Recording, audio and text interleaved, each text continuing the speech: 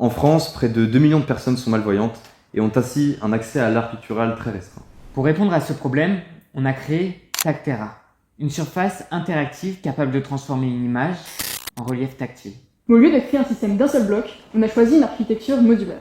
La surface est composée de modules de 9 pixels répartis en damier 3x3 que l'on assemble ensuite pour former une grille complète. Chaque module est autonome. Il contient ses moteurs, sa carte électronique et son microcontrôleur. Tous les modules sont reliés à un contrôleur central via un protocole de communication simple, le protocole I2C, ce qui permet de les contrôler individuellement. L'avantage, c'est que le système est évolutif.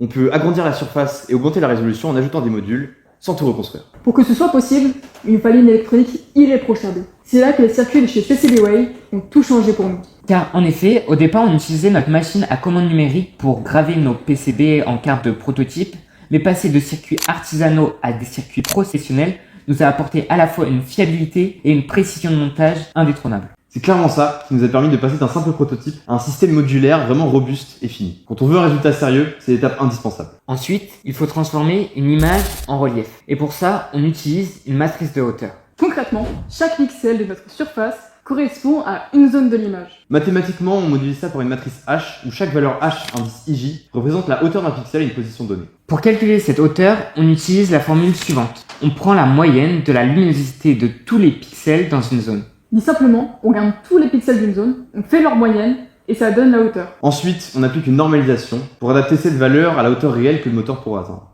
Donc le noir, ça donne une hauteur proche de 0 et le blanc, la hauteur maximale. Et toutes les valeurs entre les deux donnent des niveaux de relief intermédiaires. Au final, on obtient une grille de valeurs numériques qui devient directement une surface en relief.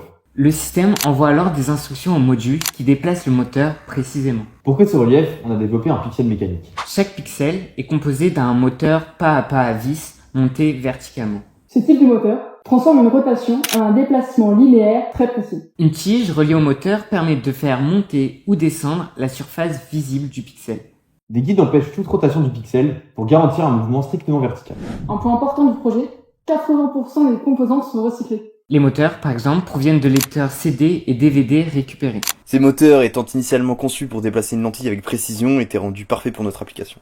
C'est une preuve qu'on peut concevoir un système complexe avec des ressources limitées. Avant de concevoir la surface, on a étudié la perception tactile humaine. On a réalisé des tests pour mesurer la distance minimale entre deux points perçus comme distincts. Résultat, environ 1,6 mm sur le doigt et 6 mm sur la paume. Ces mesures nous ont permis de choisir un espacement adapté pour une bonne perception du relief. Aujourd'hui, notre prototype fonctionne. Une image peut être convertie en relief en quelques centaines de millisecondes. Mais il reste des limites. La résolution est encore faible et les moteurs génèrent du bruit. On travaille déjà sur plusieurs améliorations. Augmenter la résolution, réduire le bruit et miniaturiser l'électronique. Mais aussi ajouter de nouvelles fonctionnalités comme une assistance vocale ou une génération automatique de relief.